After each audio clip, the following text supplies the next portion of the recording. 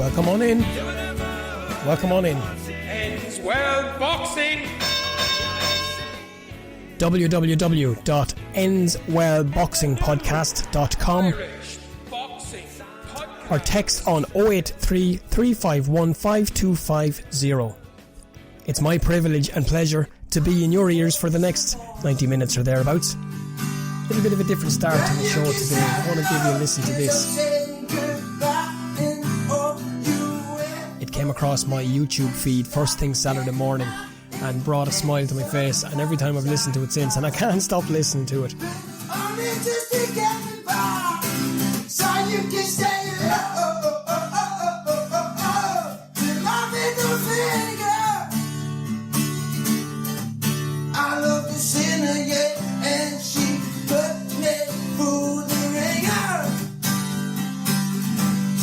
She can say hello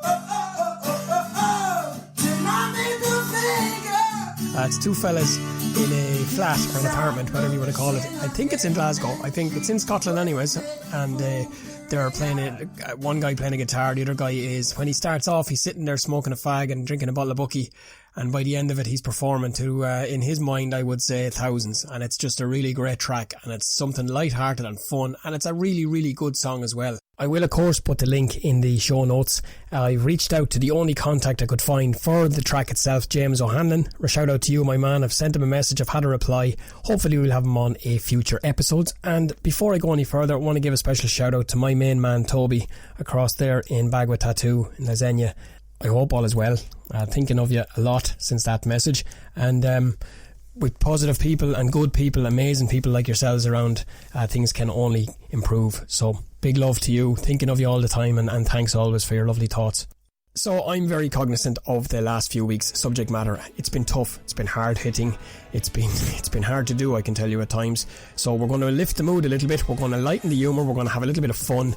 And the track, the background here is for Paulie Highland, who is a soul fan, and of course Tony Brown as well, Mr. Superfly himself. So enjoy that, lads. And yeah, some great fights over the weekend, not less this one.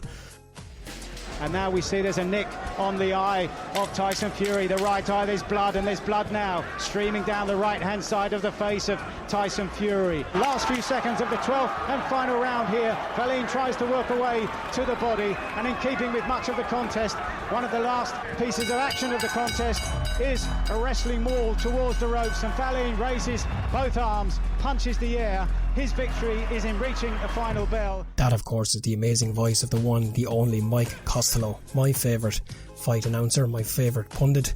I think his balance, his voice, I think his whole approach, his demeanour, everything, the way he presents, speaks. There is no better commentator in the game today, I believe, for closing out a fight, for any part of the fight. He just has that innate ability to almost come out of the speaker when he's calling the fight, and I hope I don't get in trouble for borrowing that, but of course Mike has Irish connections, and probably being a little bit bold by putting that in there, but I really do admire his voice, I admire his show, I admire his teamwork with him and Bunsey, and I thought it was just a good synopsis of the fight at the weekend. We'll have a little chat about it in a few minutes. Before we go to any of that, let's have a quick look at what's coming in this episode here today. We have shout-outs, usual messages of great and the good of the people who listen and watch and post and reply all the time on the social media. Hot topic this week, do the right thing. Where have you heard that before? News, boxing news, of course, from here on the island, and of course from the big wide world out there. We'll pick some of the highlights of the news events of the week that was. My guests this week include Vice President of one of boxing's biggest management companies, Lyle Green, Sheer Sports Management all the way from LA, joined me recently to talk about his experience in the boxing business and all that goes with that. And Waterford welterweight professional recently signed with Joe DeWardia in New York, back to make his second fight under Joe in Tijuana on Saturday night. Of course I'm talking about Waterford's favourite son, Dylan Real Deal Moran. this podcast, Let's Get It Straight, would be nothing without its shout outs and without its support and without its beautiful messages from all the wonderful people out there who give me time at some point in their week to listen to, for some reason, to listen to what we say here and talk about here. So for that, I will be eternally grateful. So I'm going to start the shout outs by thanking Paulie Highland and Fergal, of course, for their messages last week. After giving me their time, then they're nice enough to tell me thanks, to say thanks as well. So thank you guys for your time. Really enjoyed it and really enjoyed listening to it back as well.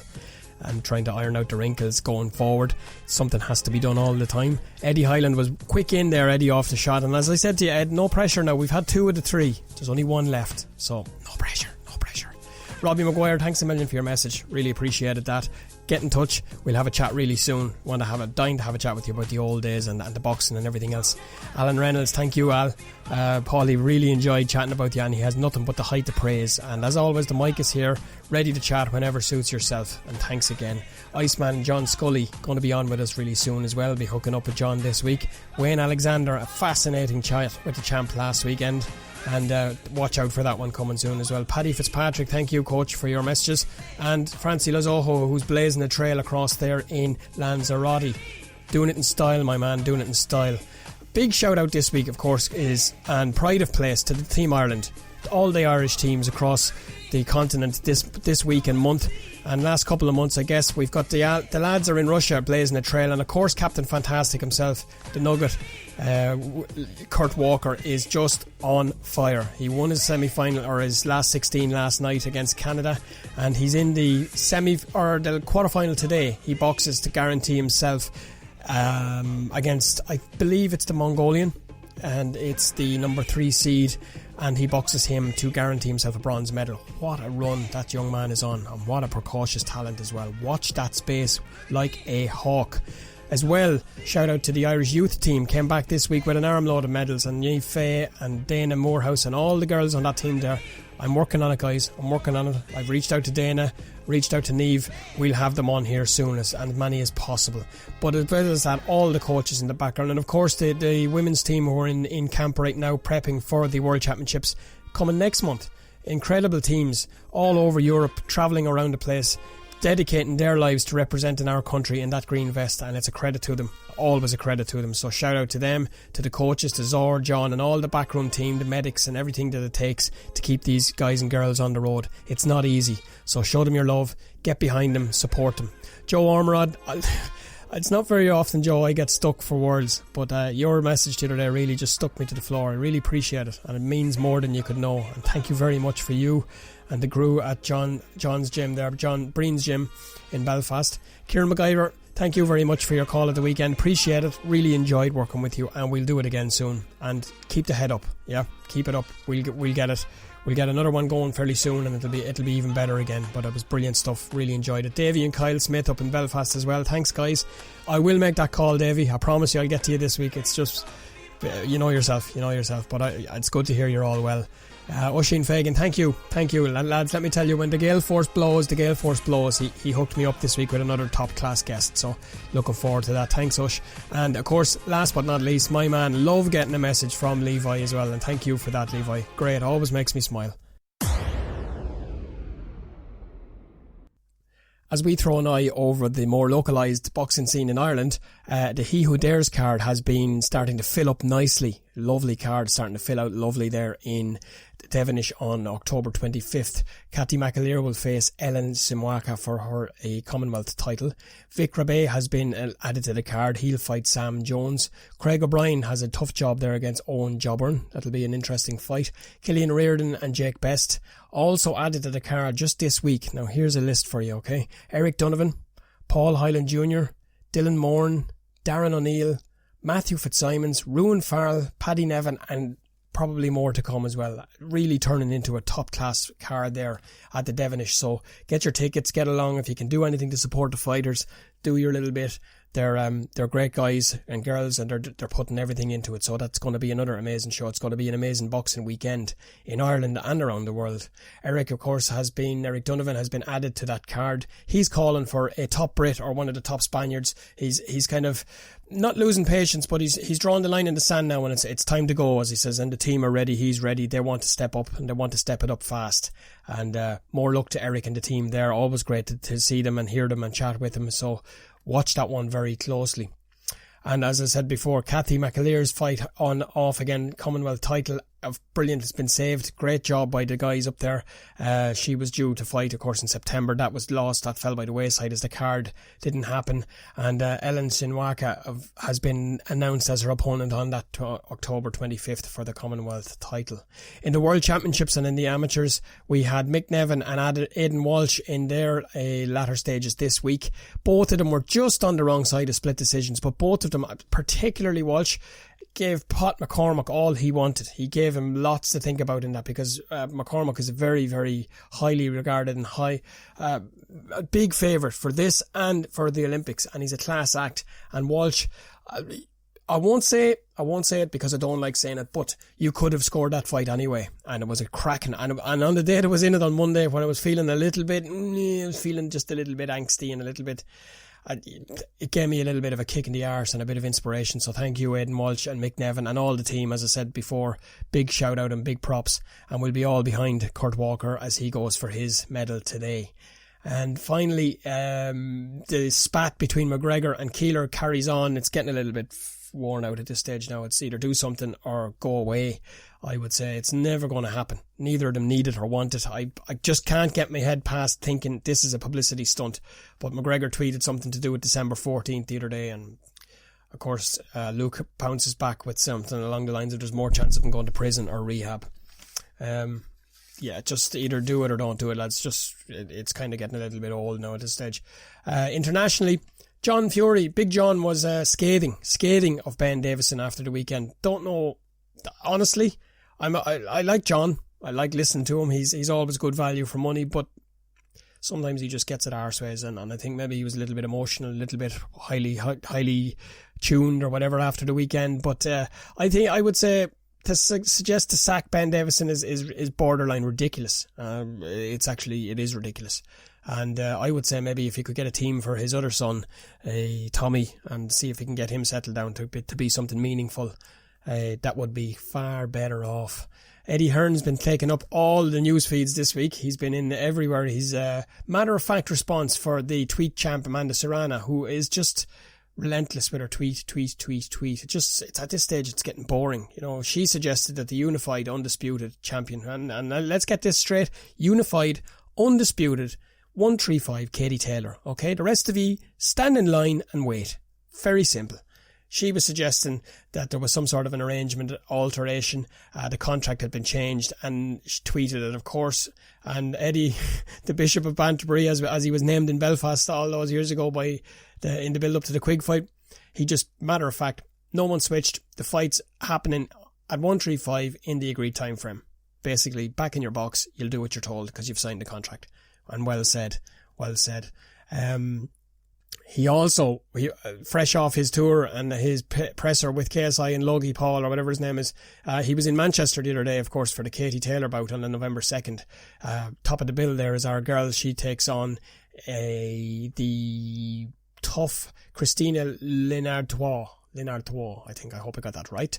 Top of that bill, an amazing bill as well, Crawla Boazzi, lovely fights on that, and it'll probably be Crawla's farewell fight. Good move as well. It takes the pressure off Crawla, and takes the pressure off having to try and sell it, and we have Katie top the bill, big Irish presence in Manchester, and a big fight for her as well as she goes up to 140.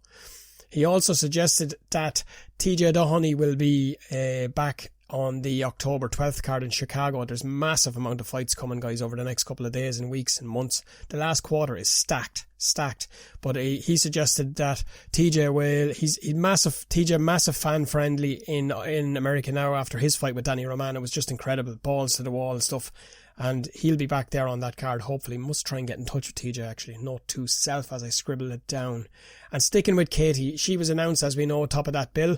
It's a great card, it's a great fight, but she's adamant that she's got unfinished business at 135. She is going nowhere. She says she's going to take this fight, she's going to do what she's to do on that, and come back down next year and deal with Amanda Serrano and rematch Pursoon.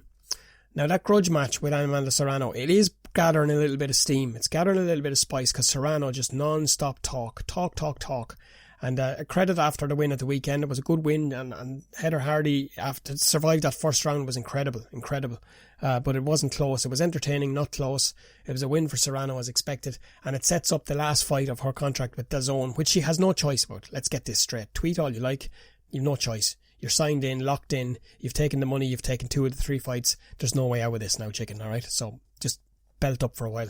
Join the queue. She'll get to you when you're ready. Quiven Hukiarko had a massive win at the weekend, another one to make him to go 5-0 at the York Hall. Great win again, and he's a young man in a hurry, is Quiven, and I'll be chatting to Quiven in the next day or so. His promoter, Francis Warren, was beaming after the fight, really was now, and to come out with a quote unquote, destined to be a great and a world champion, that speaks very highly and tells you exactly what the guys at Queensbury and Frank Warren think of him. John O'Carroll has been talked about fight to Scott Quigg on the AJ Ruiz card. There's a fight. There's 2 styles that would make a cracker, an absolute cracker, and hopefully Jono can get it, and hopefully Jono can box Quigg around. It'll be a tough fight. Quigg is a tough, lot of respect for Scotty Quigg after the Frampton fight. I never thought it was going to be close, but he got my respect that night, really did. It was a tough fight. He took a tanking, came back strong in the last couple, but it was too little too late. And last but not least, Dylan Moran heads across to Tijuana this weekend. The Waterford fella, growing up in Waterford, dreaming of fighting in America, goes to box in America. Doesn't quite work out. You're going to hear from him in a few minutes. And this weekend he's back on the horse. He's going to Tijuana, and he's going to get his career back on track over there. You're in for a real treat here when you hear Dylan in a few minutes. But his talk also, he'll mention he wants to come back to Ireland, he wants to have a homecoming in Waterford, and he wants to bring Dennis Orcutt back, the man who ruined his debut in America. How about that, Waterford? Would you be able for that? Looking a little bit at the weekend, just looking back a little bit over, what did I take? I didn't score the fight, the Tyson Fury fight. I watched it the next morning. I didn't think it was going to be close, and I knew if I stayed up I'd lose the next day. So what struck me about it, early on, I thought Tyson was fine, and I want to get this right. I thought, when I watched it first, I thought Tyson did what he had to do. I thought there was no urgency until he got cut, and when he got cut, I thought it was a different Tyson Fury we saw, as you would expect. It proves again, the bookies, when it comes to boxing, yeah, they might get it right, but rarely are they close when it comes to detail or anything else. This was a 2-horse race, and credit to Otto Walling, it was an incredible show. He did everything he had to do. He tried to take every advantage he could. He tried to maximise every advantage he could, and he did. He did it his best, but it didn't work for him. It didn't work because you're dealing with a different class, a different character here. You're dealing with a man who is a fighter, an out-and-out fighter, and he'll fight all eventualities. He did. I thought early on in the fight, Fury was, he wasn't, I would say, for a big fighter, for a man the size of Tyson Fury, there's 2 different ways he could use his size and his absolute maximum size. I would say he could lie in on top, maul, wear him down, use his absolute bulk to just wear down Wallen. He didn't do that. He used the other option, which is to box at distance, use that 7-inch reach and keep him at the end of it, trying to control the distance and control all that. Didn't have it all his own way in those early rounds, as I said. That's where the cut came. Wallen was doing an awful lot of work to Tyson's body in those early rounds. Now, I mean, he was doing colossal output, really hitting that body hard, and as Teddy Atlas would say, putting water in the basement.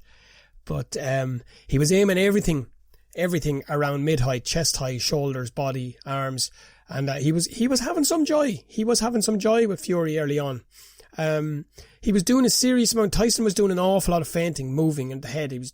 There isn't another heavyweight that moves the way a Tyson Fury does. He's moving from side to side, his head movements and everything else. From the 3rd round on, it seemed to me like Tyson had him measured. He knew where he was, knew what he had to do. Of course, he got the cut in that round, and he was using his reach advantage, walking Wallen down, and he was walking him onto these big shots, and you could start to hear the power in the shots. You could start to feel the pain in them. From my point of view, I thought John Fury's comments, I thought they were wrong. I thought it was very wrong. I thought Team Fury were cohesive. I thought they were together. They were calm. I thought when the cut happened, the cut man looked to me, he's got a lot of praise. listening to Joe here, and Joe Clifford in the past, Joe would say the pressure constantly, keep it on it, put the adrenaline into it, and put the Vaseline over to keep it in. It looked at times like there was a bit of dab in it, but it was a horrendous cut. It was as bad a cut as you're going to see anywhere. It was up there with the Badu Jack one, and it was really, really bad by the time I got to the end of it. But Wallen was trying to box clever as he got to the middle rounds, and Andy Lee said about Joey Gamache that he's a good offensive coach, that he'll teach you how to offensively be good.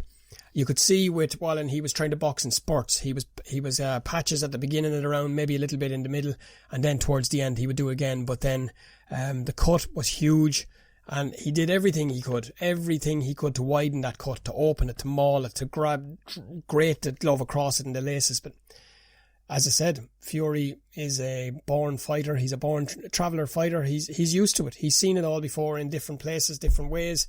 Up to the 5th round, some people, like I hear, had Fury 3-1 down going into that 5th round.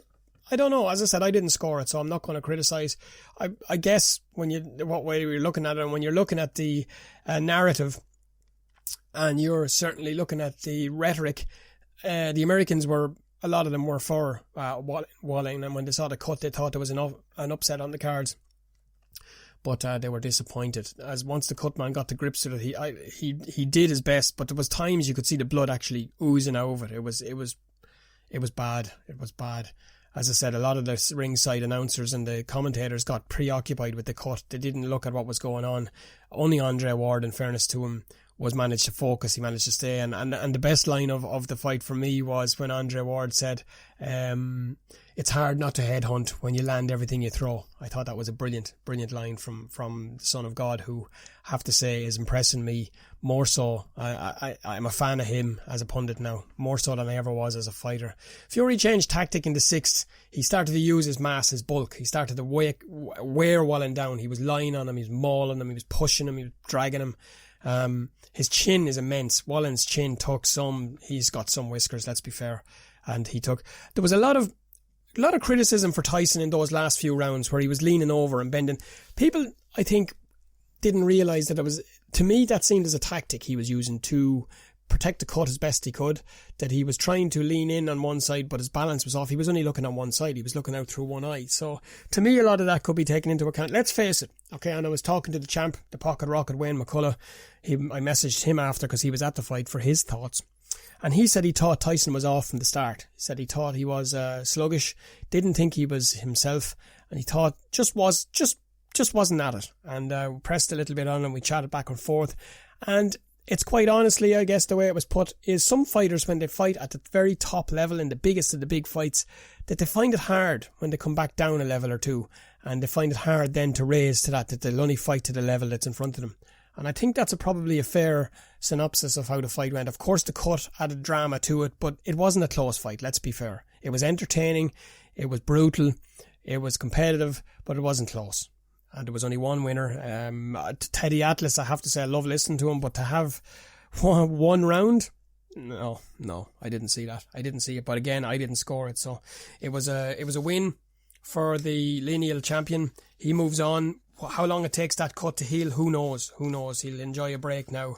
He'll enjoy going away from the limelight, and it'll be interesting to watch and see what happens with the Cuban Kong and with Deontay Wilder. Will they, won't they? There's rumour ringside apparently on Saturday night, and I had that on good authority that fight might not happen now. So who knows? Watch these spaces. But that's the roundup of boxing news and views pertaining to this little island and the wider world.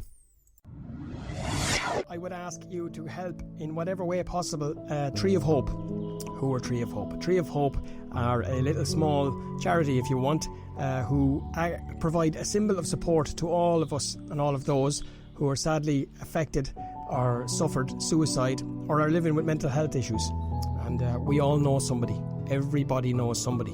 We all do, sadly. It's an epidemic. It was threatening to get out of control, but thanks to Noreen and like-minded people, they are battling back, and they need help and they need support. And I'm asking anybody to get in touch with Noreen. The show notes at the bottom of every episode that we've produced so far, Tree of Hope. They donate all that's needed for these little symbols. They supply a tree, they supply the stake and the plaque. All you got to do is get in touch. They do the rest. You find a green or a public area, you get permission from your local authority or your club, school, college, workplace, wherever, and you get in touch with the person there, and Noreen will supply the rest. That's all you have to do. If you want to do a fundraiser, if you want to help somebody, please do that also. But don't forget, no matter what, if you can, Tree of Hope today. I'm going to move on in now to my first interview of this episode.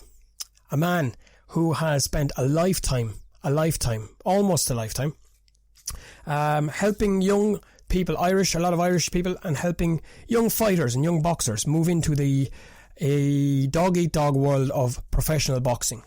I'm speaking, of course, of Lyle Green, the Vice President of Sheer Sports Management, who are based in LA, and they are an all-encompassing management company who look after all the out-of-the-ring activities and all of the things that need to be done to allow a young fighter focus, concentrate and perfect his trade and move to the top of a sport that is absolutely shark-infested waters. And Lyle was just an amazing, engaging character. I was quite hesitant. I was a little bit nervous. Not so much nervous, but I was conscious of getting time with somebody who was so well established in a business that I'm in awe of. And without going on any longer, I want to introduce my guest, Lyle Green from Sheer Sports Management. Successfully recruit over seas is because Rachel, when we have a fella come out from Ireland or England or wherever it may be, she really takes amazing care of them and is able to connect with them quickly and really goes out of her way to help. Yeah. And do you know when it really penny dropped for me this week? I was doing a very sad incident here in Ireland 10. I don't know if you remember, we had an Olympic boxer, Darren Sutherland. He was a middleweight powerhouse. He won a silver medal in Beijing. And long story short, he ended up committing suicide about 2 years into his pro career. And my God. Yeah. It absolutely stunned. At the time in Ireland, it was 10 years ago, 10 years ago next week. And at the time, Ireland was still very much in the dark ages, and it wasn't prepared or able to deal with mental health or any such issues. And for me, it was the first sign that, geez, these guys are big, tough and strong, but they still put their trousers on one leg at a time, you know, they still suffer the same thing as everybody else. And when I think even more so in boxing than other areas of different sports, it's a very lonely sport. So if you don't have the right support and the right team around you, it can be very detrimental. And that's where it really dawned on me during the week, and I actually sent Rachel a message. It was one of those penny drop moments, and we were talking about a documentary that had been done and how he found himself so isolated and so alone, and I just straight away it clicked. I said Rachel and the McKennas, and how important it is for a kid the other side of the world, and how vital, you know, it's so I just sent her a message. Here, this is what this is about, and don't stop what you're doing. Because she said everyone keeps saying, don't be falling in love with the guys, you have to keep your distance, you know, and she was laughing at it. Well, that is absolutely true. That's all we hear is don't fall in love with your fighters, and we just haven't subscribed to that at all. No, I think when you see the likes of Jason Quigley and people like that, and they've all, it's a huge move, especially for an Irish guy. You know, I mean, we might do a lot of talking and a lot of this, that and the other, but we're home birds at the back of it all, you know, and it's a huge move. It really is true. It's one of those things that when someone, and they're really just kids, makes the move to come all the way to the United States, and all they really have is their team around them. They don't know anybody. They don't know, and they might know some people who are kind of those hanger-ons that oh yes, we know this person, and we're gonna kind of ride that person's coattails. Unless you're with the right people who are supporting you, it's virtually impossible to be successful. Yeah, it is a very difficult transition. Transition. In actual fact, I do say the same. It's for all intents and purposes, it's a different sport. You're coming from an amateur sport to a professional sport where everything is done for you at one level and you have to start from a clean slate. And if you, as you said, if you don't have that team around you, you are in deep, deep water. Yeah, I mean, it's a great point. It really is. It's people don't realize how different the amateurs are to pros, not just from a style perspective, but from a mental perspective. It's night and day. It is almost a different sport. You're exactly right. And from your point of view, Lyle, you guys are now one of the most widely recognised, if not the, in boxing management companies. How did that, was that a gradual thing, or was it timing, or was it always, it's part of the plan, I suppose, to build every year on year? Yeah, I mean, it's been very gradual. It's the thing that I think really differentiates us from others is exactly what we're talking about, is not just our ability to look after our fighters, but we have an infrastructure built that allows our fighters to come in and be successful.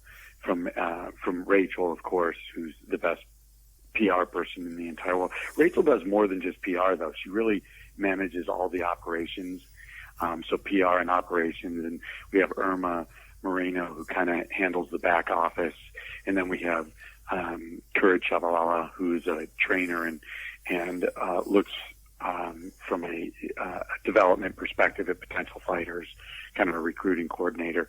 So we really do have a full infrastructure to allow the fighters to be successful. But I really do believe the thing that is different, not just about what we do, but the fighters that we choose. The fighters that we choose are all high character individuals. Some have been come to us from very rough backgrounds, but are good people, truly good people who may have gone south at one point or another, but for the most part have always been high character individuals who are looking to get their life in order and who really love the sport of boxing. So we don't go out and sign anybody and everybody. We have actually a very small roster of fighters, but they are very successful because of what we can do to bring them in, but also who they are as people, not just as fighters. What would be the process of signing a fighter? Would it be a case of identifying him? What would be the different stages? Well, we are very involved with the amateur game, where we know what is who's fighting, who's available, who we target to have a conversation with. We have relationships all over the world, really, that recommend fighters to us, and that has also been a very gradual process. When Ken and I started the company, we didn't even know where to begin. We made a lot of mistakes, and it really wasn't until Rachel came in that we started to really focus on what the best opportunities were for us. Now we're getting tenured fighters who are calling us and looking to us for management. And I think that once you've established yourself in the sport, you've been able to bring fighters through the amateur stage all the way up to, like Jason Quigley, who was NABF champion. Other fighters take notice, and they see what we're doing, and they are interested in contacting us in one manner or another, either through a relationship that we have in common. Boxing is a very small sport, so boxers are able to get to us through a variety of different connects, all areas of the world. And oh, she's back. Okay, we better get back. We better get back to business now. She's still on? What was that? I take back everything I said. I just wanted you this afternoon, Lyle, for a 3-hour chat about how amazing I am. Oh my God! All I have to say is I didn't know she was still on the phone. Yeah. Everything that I said. Brilliant. But I suppose now that you are here, the Queen Bee, we better bring this. We better make her prove what you were saying, Lyle. So, what would be? It's an ever-changing landscape at the minute, and it seems to be every day something new or something different. And there's so many areas that are probably, when it comes down to it, would be they'd be smaller than others, but what would be the biggest and most noticeable areas that you guys would notice on a regular basis that's changed with the game and over the years? Well, that's a great question, and I feel pretty strongly about this, is that boxing will always be boxing. It is the queen sport. It's been around pretty much before any sport, I think 1300s, and every time there's a new sport that comes into the world, it's the end of boxing, right? Yeah. So when wrestling came around, when wrestling started to become popular, it was the end of boxing. And then when the NFL came around, it was the end of boxing. And then with mixed martial arts, it's the end of boxing. And even though the environment changes daily, it's still boxing.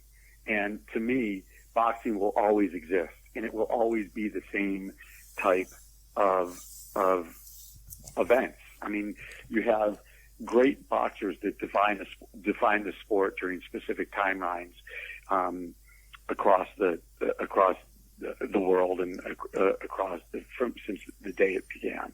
But the reality is that boxing will always be boxing.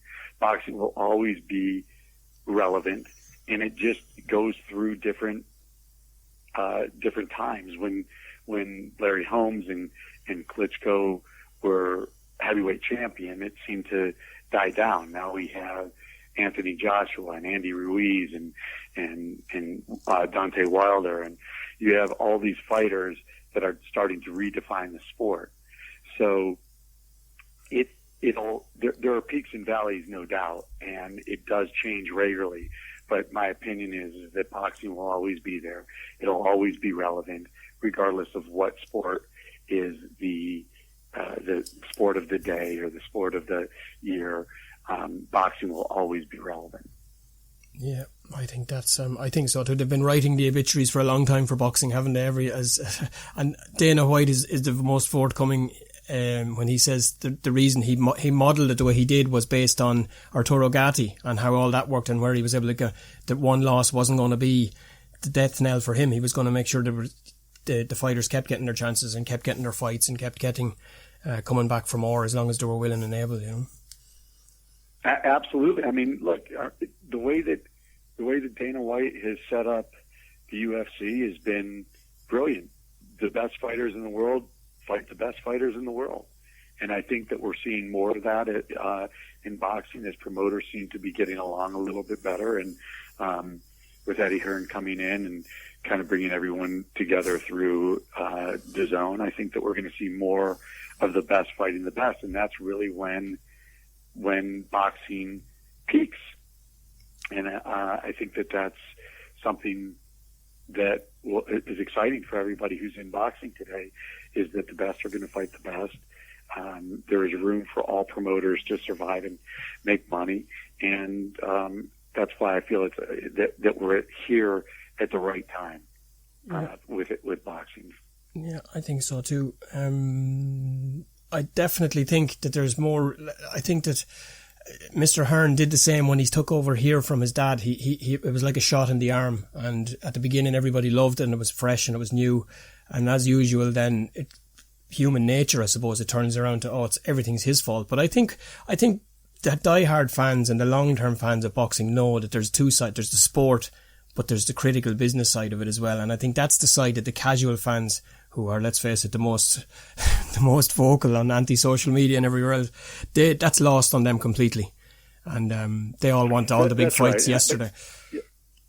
The casual fan is really who we need, though. I mean, that's who boxing needs, only because it's important to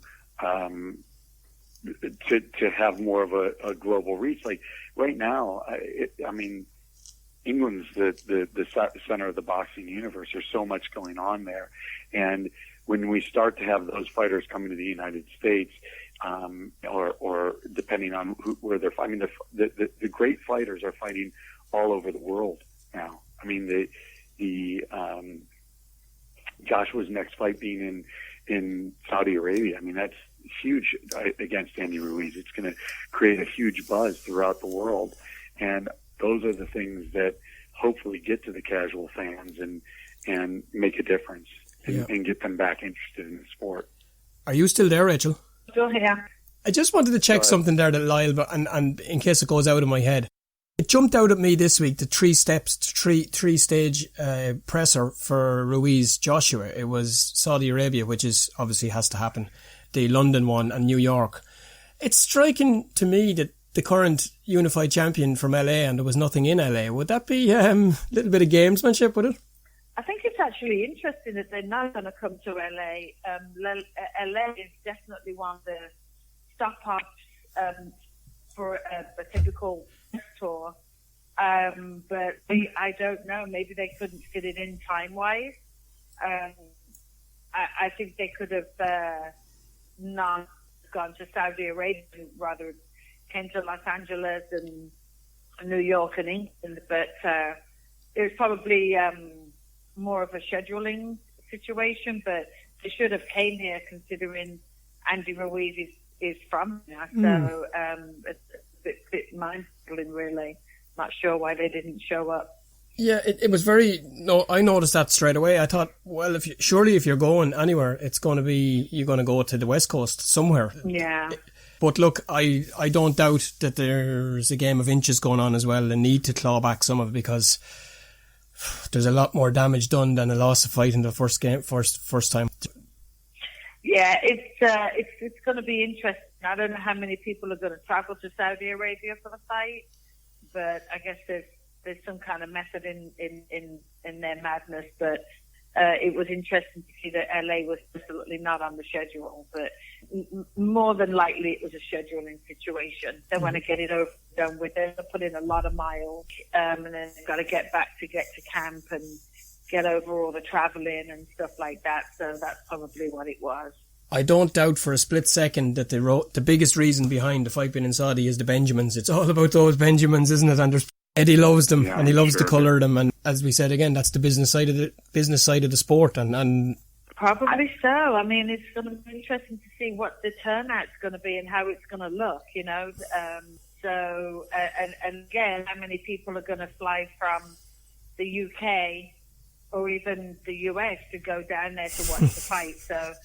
Don't think that there'll be many Union Jacks and American flags flying around the stadium, but we'll see what happens. Yeah, it's a clash, but I suppose they have the demography and the ages and everything else that are there. There's probably enough within that continent and within the surrounding areas to fill them and sell them and make it worth their while. So time will tell. Well, you know, I mean, Anthony Joshua goes to Dubai a lot. So, I mean, I would say that there are people that are come from that neck of the woods. Yeah. But they're saying 16,000 people. It'll be 16,000 Saudis rather than, you know, a mixture of them. It'll be predominantly them. I just don't see the people travelling. And the people behave themselves anyway, so they'd all end up in jail. Banged up abroad. A whole new season. That's not going to work. Yeah, I had fought for since I was a kid, and I loved it. We had a amazing gym in Cincinnati. I had the opportunity to win Gold Gloves. We had a incredible trainer who trained Aaron Pryor and Larry Donald and Timmy Austin, and some of the Cincinnati doesn't generally get the credit for all of the incredible fighters that it turns out, but boxing has always meant so much to me, and to still be in the sport at 48 years old, as I'm just blessed. So I enjoy the technical pieces of boxing. I mean, I wasn't the most talented fighter in the entire world, but stayed in shape and always concentrated on being the best that I could be and winning fights. So I had a fairly successful amateur background, but nothing that rose me to the level of a national champion.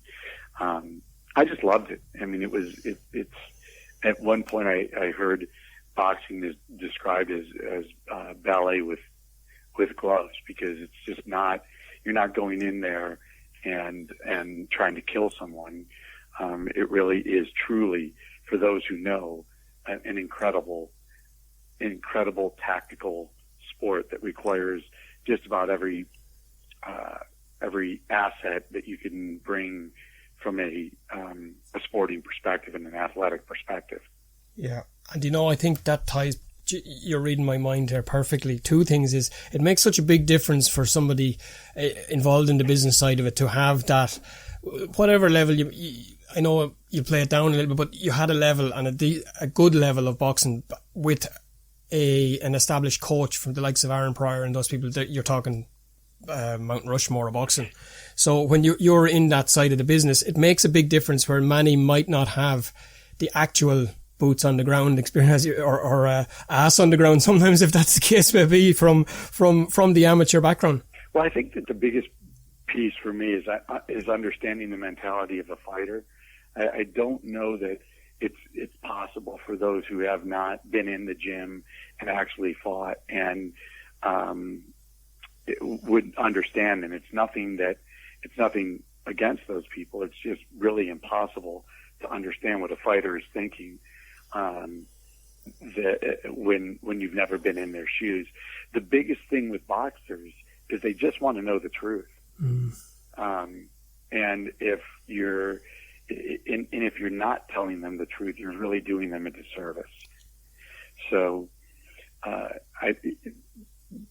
the most part, boxers come from the lower end of the socioeconomic position of the world. So they're trying to make things better through fighting, and it's not something that you can just let them go and unfortunately trust everybody around them to manage their career in an appropriate manner. They have to take a certain amount of responsibility. And I think that from my experience in being in the gym, that when I was there in an area that produced 3 Olympians, and to see how talented these individuals were that let everything get away is probably some of the lessons that I learned that have helped us in our business today, because it really is important to tell the boxers the truth and to make sure that they are able to understand and take part in managing their career. Yeah, brilliant. That's actually a perfect description of it, because they are incredibly, and for the most part, all of the ones I spoke, whether they're young guys or girls on the way up, or former world champions of renown, they're incredibly uncomplex characters. They speak normal speak, and they're available. They're not precious in any way, shape or form, and they're more than happy to speak and more than happy to be accessible. The majority of them, I haven't met one yet. I'm sure I will eventually, but that doesn't. But generally behind that as well, there'd be a reason for if they don't want to mix or don't want to make, because as you said, it might come from a case of non-truth in the past where they've been burnt and hurt.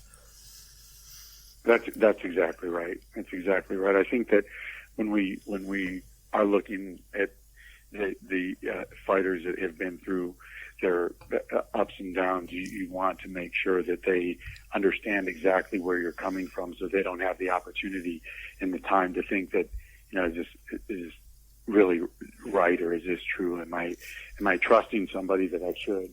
And if I'm trusting that person, are they going to take care of me? So my opinion on how the fighters, especially as they get older, transition. I mean, Jason Quigley would be a great example. I mean, when Jason came to us, he was just out of the amateurs. He was obviously full of hope. There were great expectations for him, and he is in a point in his career after that loss of trying to determine what the appropriate next steps are. I believe Jason can still be a world champion, and I think that there's some things that he's going to have to work out on his own with our assistance to getting him back to the level that he was at. So I'm still very excited for Jason, and I think that he has an incredible future in boxing, and it's just another one of those examples that as you're dealing with a fighter and you're getting to know them personally, it really benefits both the fighter and the management team, because I want what's best for him. And if I didn't think that he was capable of going out there and performing, we would tell him to shut it down. But that's not the position that he is. Yeah, I think you're 100% right, and I think the way that division, his weight division, is between middle and super middle. It is at a stage now where there's going to be transitions, there's going to be movers, there's going to be fellas finishing up, there's going to be more, and I think you're absolutely right, and I think he's one of the most, of all our fighters that we've had, I suppose, exported or move around. He, to me, is one of the brightest and one of the guys that's most dialed in. And when you listen to his interviews, I watched one with him with another one, Andy Lee, a little while ago, and it was just, you could see the dawning, the magnitude of what was going on. You could almost hear the wheels turning in his head, and I'm in regular contact with him. He's just one of the most nicest people that you could ever hope to meet. Yeah, that's right. I mean, he's extremely intelligent. The minute you meet him, he is, you feel like you have a friendship. I mean, he is one of the most engaging people I've ever met in my life. So, that will serve him for the rest of his life. We look after our fighters better than anybody in the world. I mean, there's no way that people could have the same relationship that we do. I mean, the McKennas are a great example. These are two boys who come to the United States who really don't know anyone, and they are such diligent, such great workers, and I feel like we've done an admirable job with them, making them feel comfortable outside of their homeland, and making them, getting them into a position where they can both be world champs and move up the ranks. So I only pay attention to what we do, and I feel like we do something pretty special and different than other managers throughout the world. And in those two guys there, I think, outside of Ireland, I think a lot of people are in for one hell of a rude awakening. These guys there's so many ways you can say things, but I've rarely met two guys so young to be so absolutely dialed in and level and just focused. Extremely level-headed. They are the hardest workers you'll ever want to meet. They listen, they're polite, they're high character individuals. They come from a good family. We're thrilled we're thrilled that they're a part of Sheer Sports. I mean, the one thing I can certainly say is I've never met someone from Ireland that I haven't liked. And that's true. I mean, everybody is so respectful that I've met. Everybody is, appreciates, being direct, which is generally the way that I speak to everybody, regardless of who it is. They don't take it as criticism. They really have been open to hearing everybody's opinion. So I've really enjoyed working with everybody who we've dealt with in Ireland, and we are continually looking for the best talent in the world, and it seems like we always find it in Ireland. Well, maybe we'll have to get you to come over here sometime, and we'll give you a proper tour of the place and see if we can find someone that you don't like. I'm sure I bet you I could find at least one. But I would love to come over. I was really hoping that we would put something together sooner than right now for our lads to get over there and fight. But I think it's going to come soon enough. I'm excited. I really am. I'm excited at the opportunity to come over there for a meaningful bout. So I can imagine it's more than a year or two away. No, I don't think so too. I think especially when you've got 3 in your stable from here, and possibly, who knows, in the future. Do you know what it ties in perfectly here with now? And it was something I had circled here in front. The power play in world boxing over the last few years has completely shifted. We've had, I suppose, you've had different shall we say, eras. Like we would have had Mexican fighters over the years, would have been phenomenal talent. We would have had America for so long, been so big. It seems right now, well, it is right now, we've got the Eastern European GB as well, of course. But from our point of view, for such a small island, it blows my mind to see so many of the guys in each division up through the ranks with different promoters and different levels of their career, to see them in the divisions and competing in the divisions. Has it always been so widespread, do you think? Well, I mean, I think that boxing is a good example when you look at the fighters of the socioeconomic condition of the world. I mean, it doesn't matter how big or small a place is when generally speaking, when you have people who are struggling financially or war torn or whatever it may be, you'll always see great fighters come out of something like that. I mean, it's been that way for several last 100 years for sure. It's probably the only sport, isn't it, in the world that on any given night you can walk in there as the 100-1 underdog, and all things being equal and everything going right, you walk out that night as king of the world. Absolutely, 100%. And the last thing I'll say to you, I don't want to keep you too long, although I could talk all day and all night, and probably would as well. The biggest area of change for me, and this is, I suppose it's probably because it's pertains to what I'm doing right now with media.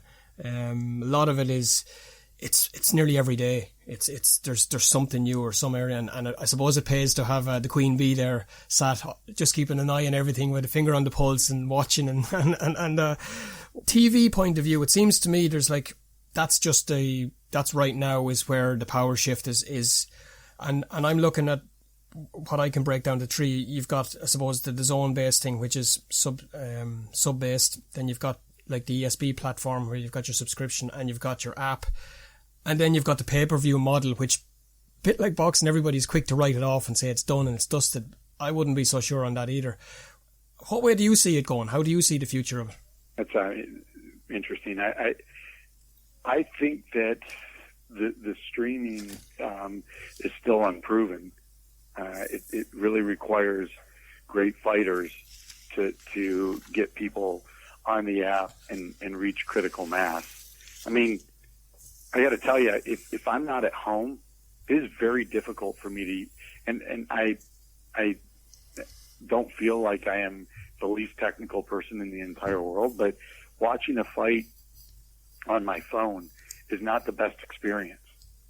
So if I am at a location where someone does not have DAZN and I can't stream my phone to their TV, it really is not the best experience in the entire world. And I shouldn't just speak of DAZN. I should speak of streaming in general. I think that becomes very difficult to watch. I mean, I watched the first Joshua Ruiz fight on my cell phone, and it was I mean, I enjoyed it. I liked it, but I had to rewatch it again because I just missed too much. And I think that's a problem. I think that the casual fan is not going to rewatch a fight, and I think that the pay-per-view model is actually an excellent model. It's expensive, but the concept with DAZN and ESPN Plus is that you would get more of the casual fan involved. And I think that when you're watching, when most of them have to watch on their cell phone, or even if they have to watch on their cell phone once, it's not a good experience. So I think it's interesting. I hope it works out. I think if it works out, it'll be good for boxing because it can reach a lot of people. But I would not roll out pay-per-view or even look. I mean, Al Heyman's having big fights on network TV, which is great for boxing in general. And I think that if that model is sustainable from a financial point of view for advertisement, then look, we go back to watching like when Ali fought on Wide World of Sports. If it's financially viable, then anything makes sense and anything works. So What do you think on that, Rachel? Would you? I suppose it's your area as well. If you don't mind me, Lyle, just asking herself as well, if that's all right. I think it's like Phil said. Trying to watch a fight on your phone is not the best experience. People like to have fight parties. You can't all sit around, your iPhone 10 and try to watch a fight or try to link it onto your telly. Everyone wants to go and have a party and a beer and all the fun stuff that comes along with it. So, unless they make a few tweaks along the line, which I think they will, hopefully it'll be better, or maybe somebody else is going to come along. Who knows, maybe HBO might miss all the action and want to come back. You're reading my mind. You're reading my mind. I guess we'll have to see. Let's be honest about it. There's enough there for all and one. I could see maybe long term 3 or 4 in one, where you've got the option of a subscription where you're still going to get your network TV where everybody and anybody can watch.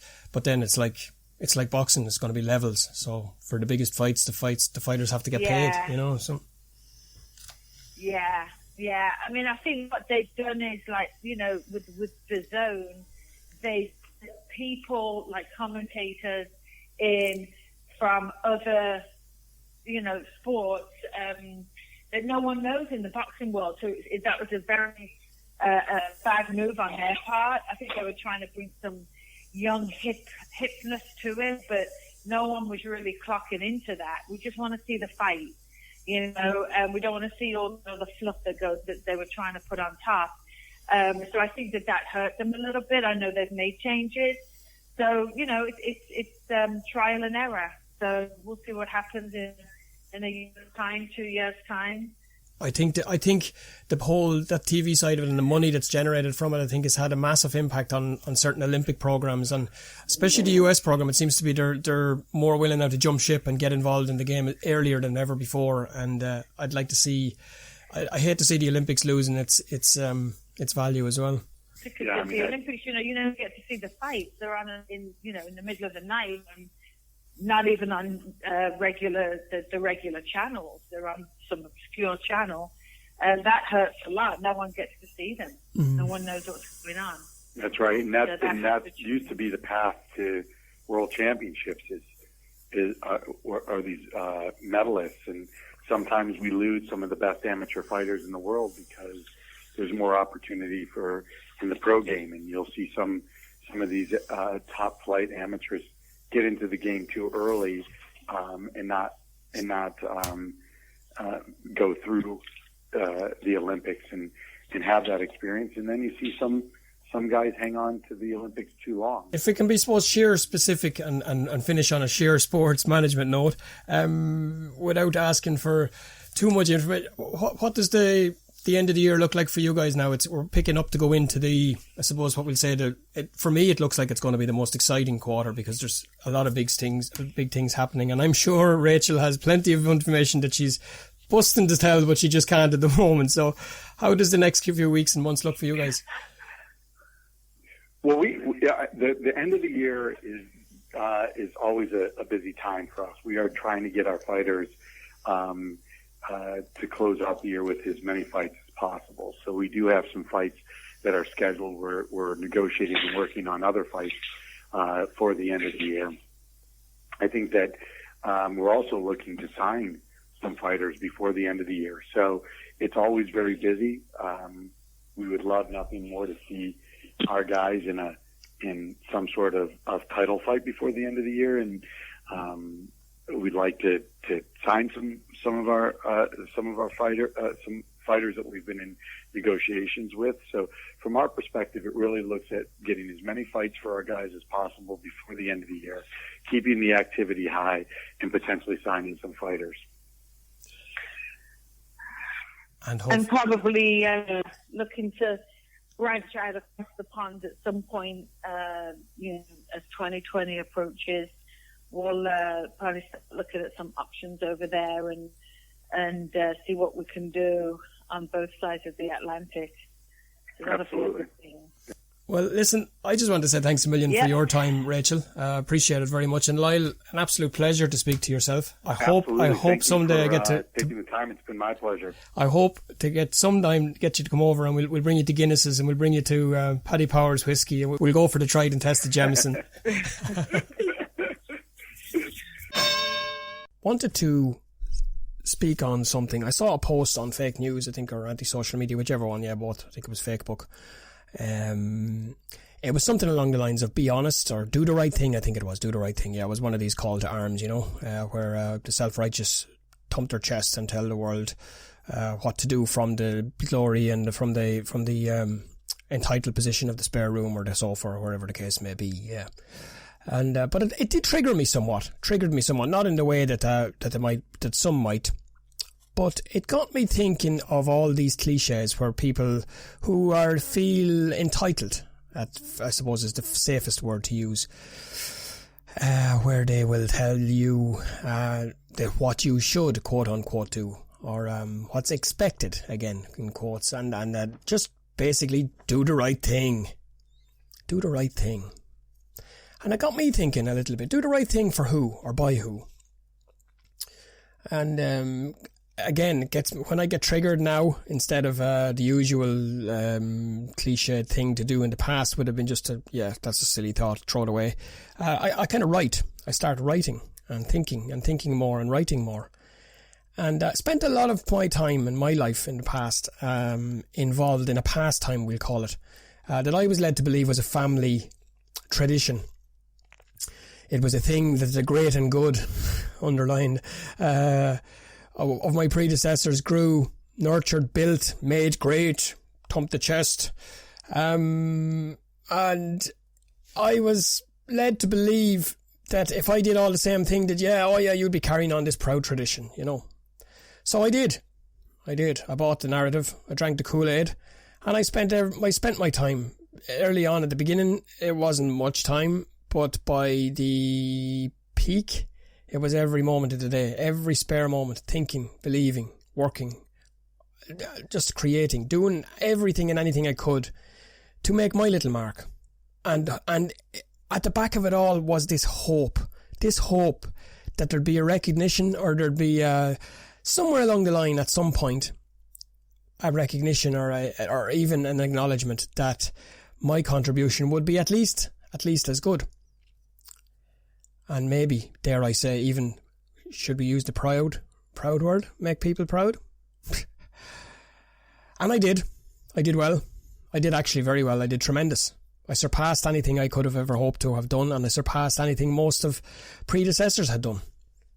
And that's not a cocky thing. That's confidence. That's an ability. That's a right that I earned from the time spent and from learning and failing and improving and not failing the next time. And it turned out that I didn't have anything to fear. I had certainly no reason, and when I shook off those doubts of the old, boring, predictable comparisons that were constantly regurgitated at every opportunity, as happens in life, Irish life, everyday life. Oh, your great uncle did such and such a thing, and your great auntie had a tremendous ability to do.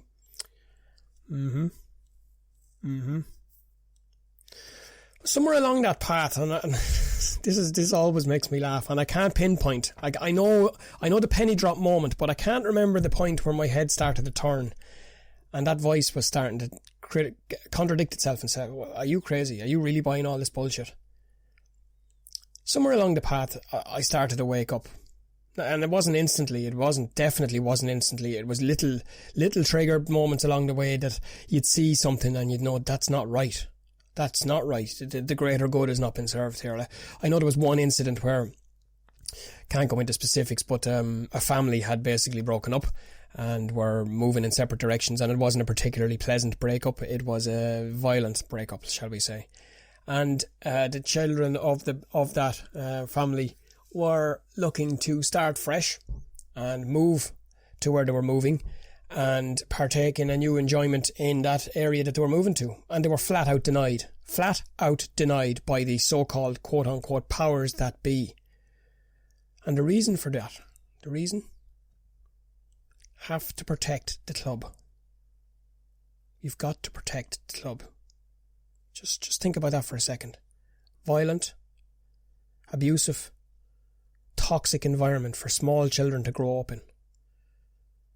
And so-called mature adults are forcing a prehistoric, aged, old-fashioned lie on them to make their life miserable. That wasn't the last straw, but it certainly was the one that was just about cracked the camel's back. The one that broke the camel's back for me was the latter stage of my involvement in this pastime. Decided to take a little bit of time out for family reasons and everything else to enjoy some life, enjoy some time, and went back part-time to do as I thought at the time, take it or leave it sort of work. But the type I am, I don't do take it or leave it. I'm either all in or I'm not in at all. And if I'm going to do something, I'm going to do it to the absolute best of my ability, and I'm going to do what I can do to help and to make whatever it is I'm doing better than it was when I found it. And if I can't, I can't. But if it's a thing that I can't, it won't be for anything want of trying. The little by little, as I said, it had started to chip away at that time. And I as my time away went, I started to convince myself, okay, look, maybe it wasn't that. Maybe it was just different to where I was, and it was just a different sort of circumstances and all that. So I went back to help out, as I said, with this little small irrelevant backwater setup, and briefly where I went had tasted little bit of success, but nothing relative, nothing meaningful. But it was enjoyable. It was so really wonderfully enjoyable. It reminded me of my time at the beginning when I set out all those years ago, when there was no success, there was no nothing. It was just a matter of just learning as you go. Learn as much as you can, and take what you learn and make it something, the next thing you do, a little bit better. So if you organise a bag pack and you learn, because you didn't have the shift, say you do a bag pack in a supermarket and you have 12 checkouts to do, and you might only have enough people to cover 8 of them. But on that, 8 isn't so bad, so you manage to find out. But what you do realise is that of those 8 people, they're going to need a break every now and then. So you take those little things the next time you do a bag pack, and you make sure that you've got 15 people, and you cover the breaks, and you cover all the and it was those little things, so the next time the output was even greater than what you got the last time. And those were the things. Now that's just a very small example, but that's just because it's what the first thing came to my head. But it was built on a foundation of people originally who gave everything they had and worked hard to get a little bit of success for their organisation and for their little place. But what happened, and it happened very, very quickly, was there was an element of lazy, self-indulgent, entitled, very limited talent, but very, very loud, shouting, opinionated, outspoken, I suppose we could call them people, individuals, bluffers. And they arrived one by one, brought a crony, and then they contacted another one and brought another one. And what they're doing is they're dropping down from a level that they had previously been at and struggled at and weren't able to do anything at, and the commitment was too much, and they walked away as usual. But they found this lower level where they looked like they were superstars and acted like they were superstars, which was more annoying. But most people with a brain could see that these weren't going to be there for the long term. These were there for as long as they could get something and glean all the praise and all the adulation and all the absolute backslaps they could get.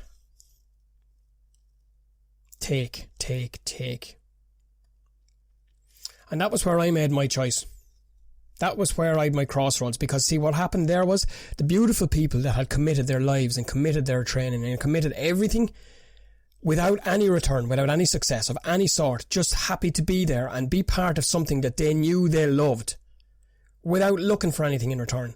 They were thrown to the side. They were cast away. And their attitude, the attitude towards them then was, well, they're not good enough to win anything, so they can go where the others came from. And right there, that moment in time is when I first did the right thing. That's where the crossroads, it didn't hit the crossroads, I drove through the crossroads. It's where the camel's back got broken. take all those cliches, roll them up into the ball of muck that was. And that's I literally pushed my belongings across the desk and said, here you go, enjoy, good luck.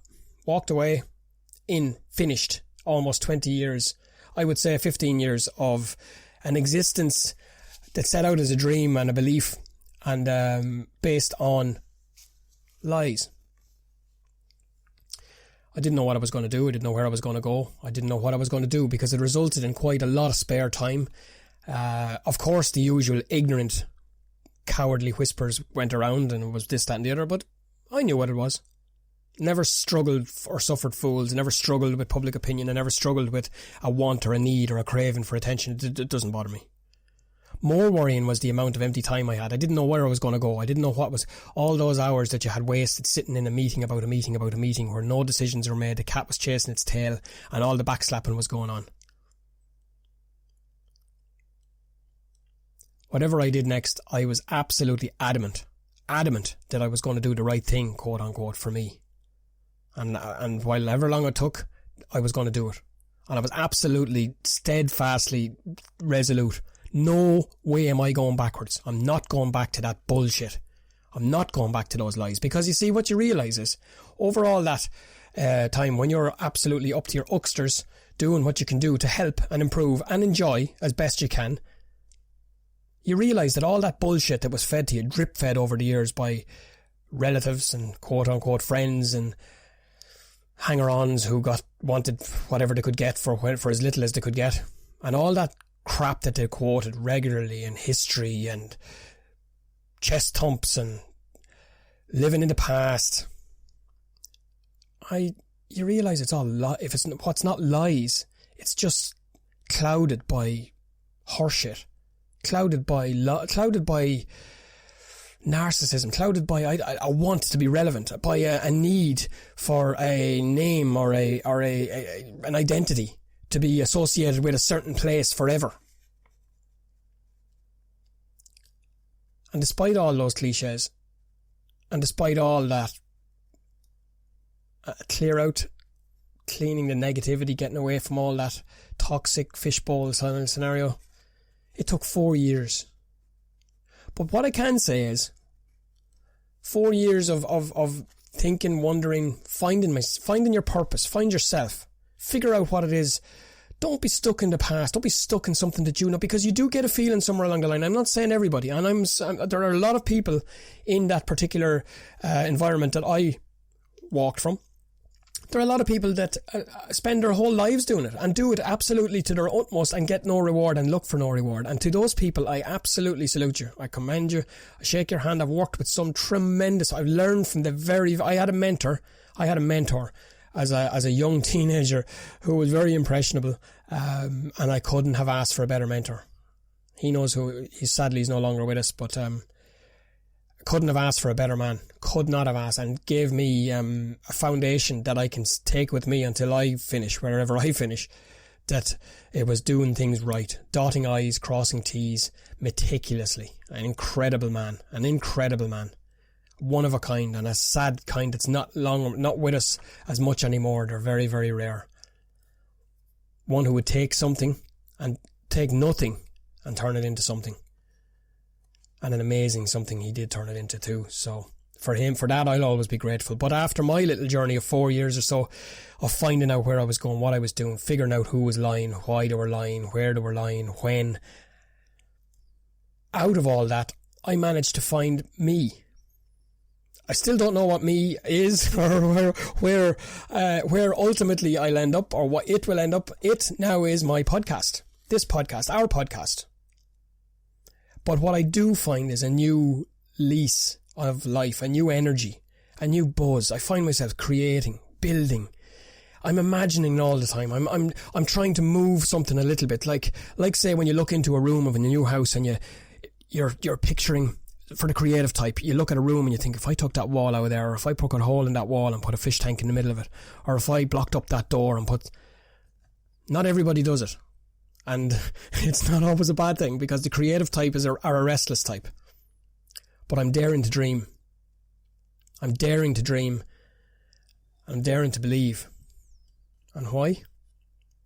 Because finally, for the very first time, truly, I did the right thing for me. And the impact, immeasurable. So for everyone that's helping me now at this latest step, because there's just been a step now that I could only ever have dreamed of. So, and everybody that's helped me, contributed, shown me, picked me up when I fell, reassured me, yeah, do it. Because we all need those people around us. And without them, because let's face it, when you do break those chains and you make that move and you go to find your new way, you're going to lose people that you thought were loyal, that you thought were friends, that you thought were family. They're going to fall away because they're not able for change. They don't like change. They like living in the past. They like patting themselves on the back. They like living on past glories that no one else remembers. But for one moment in time, every 20 years possibly. Not saying there's anything wrong with those memories. Not saying there's anything wrong with those achievements, because I always get a smile here as I think of stuff that I've done in the past, and I always get that warm feeling. But it's quickly followed by that will to replace it and better it the next time around. And to use what we learned in the past from the failures and the falls and the upset of things not working out to make this an absolute dream come true. And as I say, to close it all out, and sorry for going on too long, it's thank you to everybody that's helped me, enabled me, willed me, wanted me, and come with me. Because there's lots of people on this little... And we're loving it. My next guest is a proud Waterford fella. He'll be flying the Dacia flag in Tijuana, of all places, on Saturday night as he makes his second fight under Joe DeWardia as his new deal that he signed not so long ago. Dylan Moran.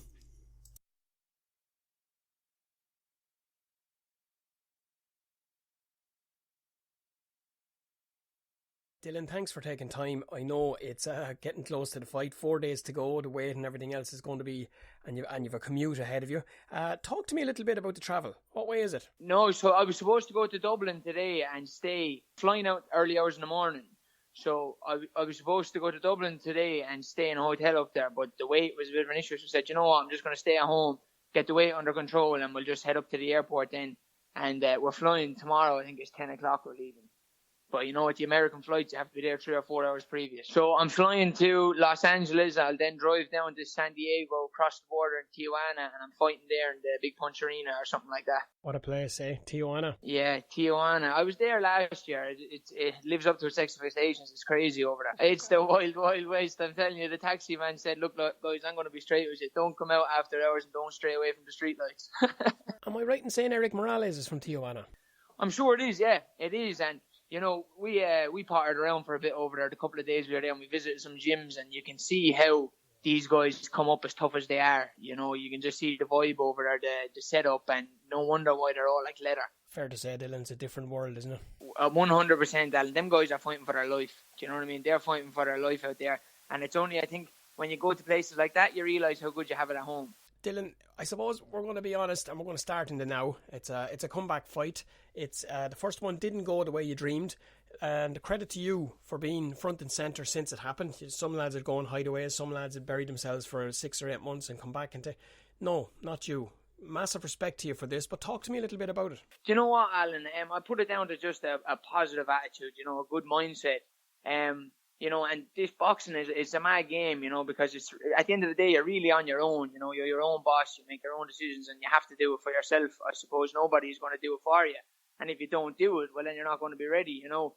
And I knew getting into boxing that as many good days as I'm going to have a few bad ones. You know what I mean? And I knew that no matter what you do, they're unavoidable. They happen. You know, they happen. So when what happened in America happened, not saying I was expecting it, but I said, right, look, I ran this through my head. Do you know what I mean? I knew I was going to have a bad day. This is my first one, and I need to make sure that the outcome is positive and that I don't dwell on it. You know, crying about it isn't going to change it. It's done. It happened. How do we move forward? And I just went back to the gym. There's something really refreshing, Dylan, about that honesty, because there's many people hide behind excuses. It becomes somebody else's fault. There's a narrative. With you, it's been from the day one, from the day it happened, it's been a case of front and centre, here we are, this is what happened, now let's go again. I have to say it to you, man, massive respect.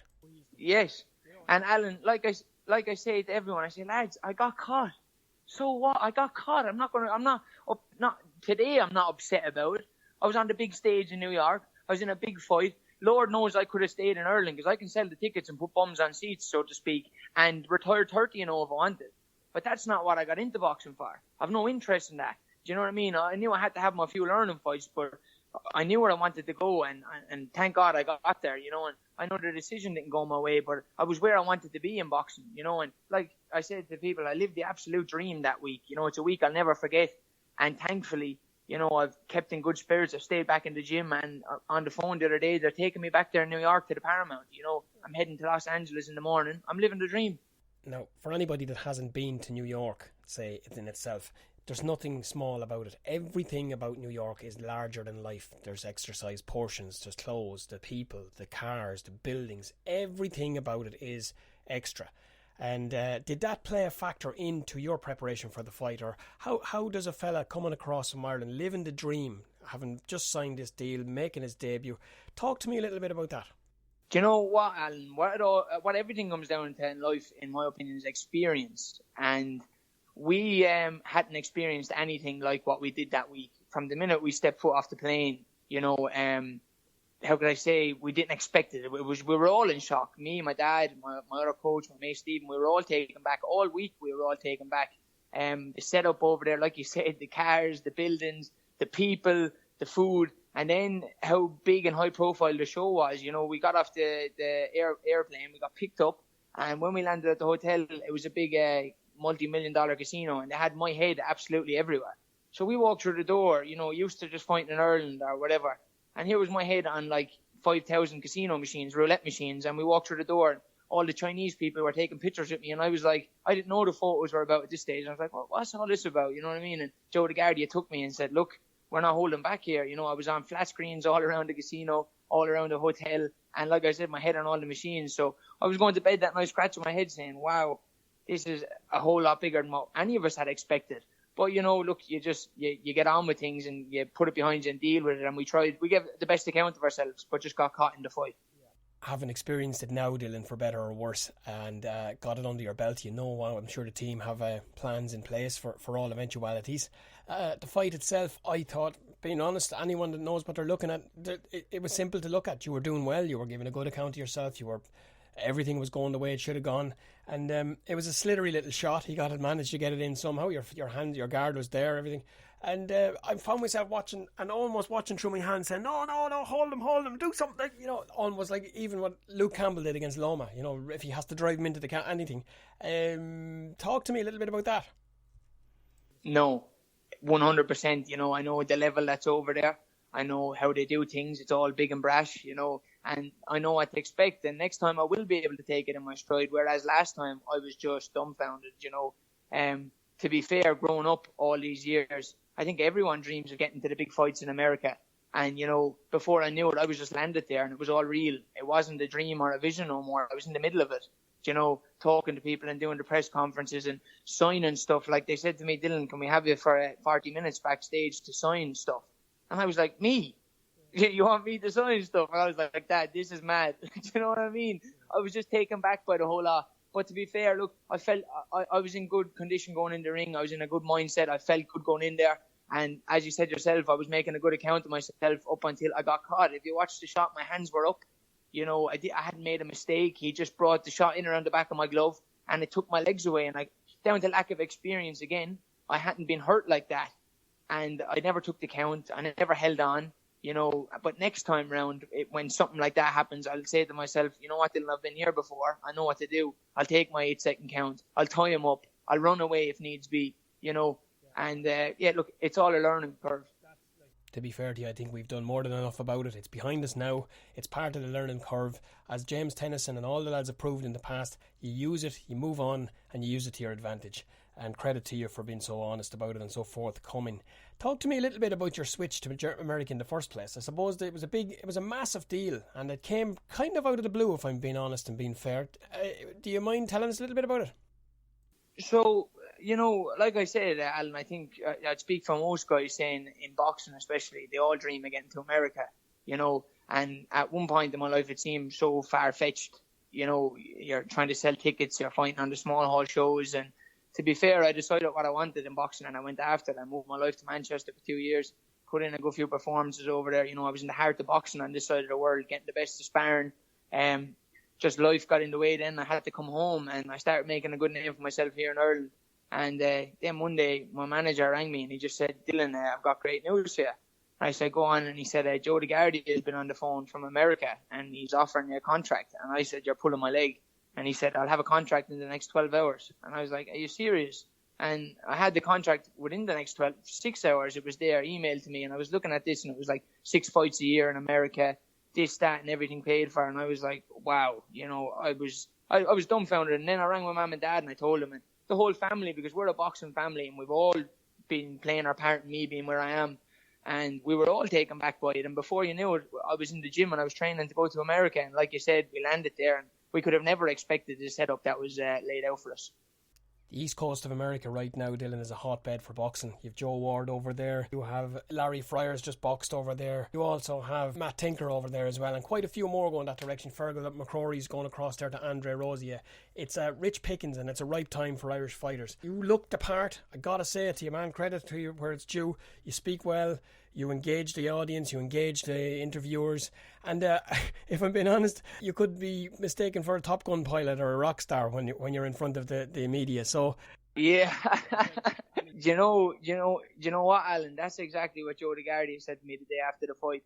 I brought 80 people from New York, 2 busloads, and they screamed the place down. The reception I got over there for my first fight in America was crazy. I didn't know half of these people. They all just got in touch and got behind me. Fair play to them. And Joe DeGardi said to me, listen, Dylan, this is America. He said, straight away I said to him, get me the rematch. And what's the story with going forward? And he said, you come here, you looked the part, you spoke well, you and your team are absolute gentlemen. He said, you're all taken well by my people, and I will be delighted to have you back here as soon as possible. So that's exactly what he said as well. So that was good news. So I was in a bit of an uplifting mood going home. Going to stay with the real questions, Dylan. I'm going to keep it a little bit awkward if I may. Not too bad, but boxing right now is booming in Ireland. It's never been anything like it. It's just incredible. It's off the scale. People are just back in love with it again, and it's great to see from a geek's point of view. But the hot topic right now is live shows and events. They're hard to come by in the South, especially. You're a young man living the dream, moved across to America. Surely the big dream has got to be the homecoming fight in Waterford. Talk to me. I will not stop boxing until I get a homecoming in Waterford. That was the first vision I've ever had in my head since I was younger. Anyone that knows me, I've been telling people since I'm 12, 13, 14, I'm going to bring big shows to Waterford, because I used to kickbox and we used to do it. I used to be selling out hotel ballrooms and community halls and what have you, kickboxing, and I've had some amazing fights here in Waterford, and I always had the big vision I always wanted to be a professional boxer. It's what I wanted to be. I never wanted to be a policeman or a fireman. I always wanted to be a professional boxer, and I had no problem in telling people. And I used to tell people, I'm going to bring big fights to Waterford. And now I'm in a better position than I've ever been. Obviously, there's been a bit of hassle here with getting a venue or whatnot for the Ring Kings. But I'm in no rush. The more fights I win, the bigger it becomes. Conor Slater has TG4. Very interested in backing it and putting it live on TV. So yeah, it's just about me to keep winning now, keep building the buzz, getting the hype going, and I'm very sure within the next year I'll have my homecoming. Again, being straight up with you, I saw your fight announced for He Who Dares the end of October, and I eyebrow raised a little bit, suspicious panda eyes, just to say. Very close turnaround. How's that going to work for you? The turnaround, I think if you dwell on it, if you were to say I'm going to take some time off, do you know what I mean? And, look, in life, if you look for excuses, you'll find loads of them. Do you know what I mean? And I just didn't want any excuses. I just wanted to go back to the gym. I knew Conor Slater would get me busy with fights. Joe DeGardi and Star Boxing said they'd have me back as soon as possible. So I've got 2 dates booked in. I'm fighting in Mexico Saturday night, Belfast, 25th of October, and I'm back in the Paramount, New York, the end of November. See what you just called out there now, Dylan. That is a teenage boy going to bed at night time, making a wish and having a dream. Venues like that, fight career like that ahead of you, opening up, and it must be just such a buzz. Do you know what, Alan? I say to people all the time, I'm living the dream and I consider myself successful. And they look at me as if I have 10 heads, as if to say, well, where's all your money? Where's your fancy cars? And where's your big house? And I'm like, look, success across the board is a broad topic. Different people, different things. You know what I mean? That's not what I got into boxing for. I got into boxing to be involved in big fights, to be traveling the world, to be creating the moments and memories that I am creating. You know what I mean? Like I said, that week in the build up to New York was the best 2 or 3 months of my life. You know, money can't buy that kind of stuff. So exactly what I got into the boxing for, and exactly why I go to the gym, I'm getting a whole lot of it nowadays. It's starting to pay off. Gotta love that. Something that us Irish people ain't too comfortable with, Dylan, is confidence. When a fella's able to turn around and say, listen, I'm good at this, I know my strengths, I know I'm good at. And I'll always say there's a very, very fine line between confidence and cockiness. And I can hear it in your voice, you can hear it exuding, you can hear the want to get back in there and do what you do best and right that wrong. I couldn't agree more. You know, like I say to people, I say, lads, listen, I know I'm a realist. I'm a black and white kind of guy. I know I'm not going to be Floyd Mayweather. That's not lack of confidence. That's common sense. Do you know what I mean? But I also know, I said, that I'm well able to fight, that I'm willing to outwork anyone that I come up against. Do you know what I mean? And when it comes down to who wants it most in the ring, I put my money on myself all the time. Do you know what I mean? That's what I do know. Do you know what I mean? And like I said, getting into boxing, I knew the way I fight, you know, I get caught. You know, it's exciting. Like I said, it puts bums on seats. People like to see me watch. And now the fact that I've been beaten, it's even more interesting. You know, my first couple of fights, I was blowing guys out of it in the first round. And people are starting to say, well, when's he going to be tested? When's he going to be challenged? You know, and now the fact that I was put on my arse over in America, they're all clued in. They all want to see what happens next, you know? And since you mentioned Floyd Mayweather, I spent years and years before I got the penny drop moment. I spent years paying for fights to watch Floyd and praying and hoping he'd lose, but I never got it. Yeah, and a whole lot of pay-per-view money spent on him, you know. Hey, there's no such thing as bad publicity, you know, but boxing is a business. It is a business, and it all comes back to putting bums on seats. Do you know what I mean? And that's what it's about. You need to be exciting. I don't kind of like the trash talking side of it or anything like that. You know, I would have more respect for a guy that just works hard and puts his work in the ring, you know. But look, you have to do what you have to do, you know what I mean? But as long as you're able to get rid of your tickets, you work hard and just stick with it. Just stick with it. There's plenty of times in my first couple of fights I had every excuse in the world to give it up, and it would have been justified to walk away from it. But I just knew I have to stay with this. Something just tell me, I don't know what it was, I can never put my finger on it. But no matter how many times I walk away from the gym, I just knew this isn't it. I'm supposed to be in the gym, you know, and now I can sit here today and say they were the best decisions I've ever made, always going back to the gym. And that's why I'll continue to do so. I promised I wouldn't keep you too long, and I won't. Very last part. Before the fight on Saturday night, the bell goes or the knock comes to the door. Where's Dylan Moran? Where are you at? And what sort of a place do you transcend into? Do you keep it real? Do you stay where you're at? Talk to me a little bit. You know what, Alan, to be fair to myself, like, I live the life, you know, so it's not like I'm coming from a day job and a normal life just to jumping into boxing mode. I'm in boxing mode 24/7, literally 7 days a week. You know, I'm blessed that I'm in a position to be able to train 3 times a day. So literally, like, I've never done anything else. So when I'm sitting in that dressing room 20 minutes before a fight or however long, it just feels like being at home. Genuinely, you know, there is no change. There is no difference. I'm here. I'm ready. I've been ready. You know, I'll always be ready. It's nothing new to me. My furthest back memories are me fighting. You know, I have no other memories. I've never done anything else. So it's second nature, so to speak. So there is no dramatic change or here it is now. You know, am I ready for this? I'm ready today sitting here. You know what I mean? I know my attitude towards my boxing, Alan, is if I have the work done. You know, you need to be true to yourself. If you have the work done, well, then you're good to go. You know what I mean? But I've done it years ago where I didn't put the work in. And then when you're sitting in the dressing room, knowing I've cut corners here, then it's a bad place to be. And then there is a change. But when you're sitting there and say, I've ticked all the boxes, do you know what I mean? I've put it in. It's time to get it back out now. Well, then I quite enjoy being in the dressing room. All eyes on you this weekend, my man. All eyes on you. And anything I can ever do here at any point in time for it this weekend, the following any time at all, you don't even hesitate to ask. I appreciate your time. I understand it's a hectic schedule, but I'm not even going to wish you luck on Saturday. Of course I'm going to wish you luck on Saturday, but you don't need it.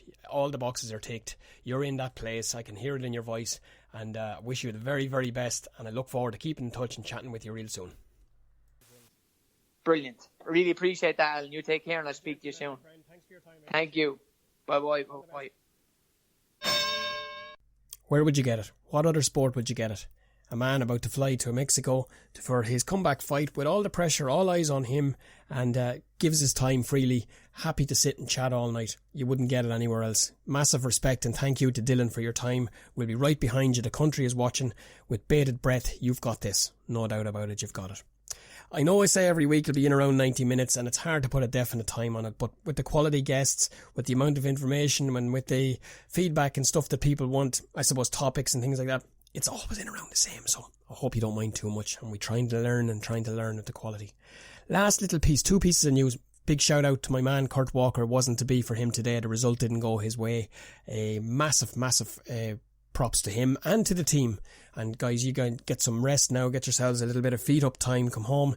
I'm no doubt Kurt will have a couple of Chinese and everything else, but there won't be too long to rest, because there's some of them will be in the seniors in a couple of weeks time, and some of them will be then heading headlong into camp to train for those Olympic qualifiers. So respect again to you all. I have reliably been informed that the weather in Germany, having been told that it's quite nice and to be summery, that it's absolutely freezing, and there's no jackets, there's no winter woolies, there's no nothing. So yous may wrap up, ladies, yous may wrap up. And, no names mentioned. And Grueling Truth, I wanted to say a massive thanks to Jeremiah. A little piece of a dream come true for me this week. I've been spending a lot of time trying to figure out how do I bridge the gap between the west coast of Ireland and all the way across the Atlantic to our Irish brethren across there, and lo and behold, Jeremiah comes up trumps, and we've just agreed to share our little podcast, mine and yours and all the listeners and all the contributors, and it will go across on the Grueling Truth network radio platform in America. How about that? Amazing. Just still a little bit hair blown back on that one, but thank you, Jeremiah. Really appreciate it. I have to say, it goes beyond words, and I'll be working, I guarantee you, twice as hard now to make sure that we've got some fan-friendly stuff for that side of the world as well. Promise on that. Thanks to everybody for listening. www.endswellboxingpodcast.com. The blog is up and running there now, and 083 351 5250 if you want to get your messages across to me of any sort at all. And from me and them until then, all's well that ends well.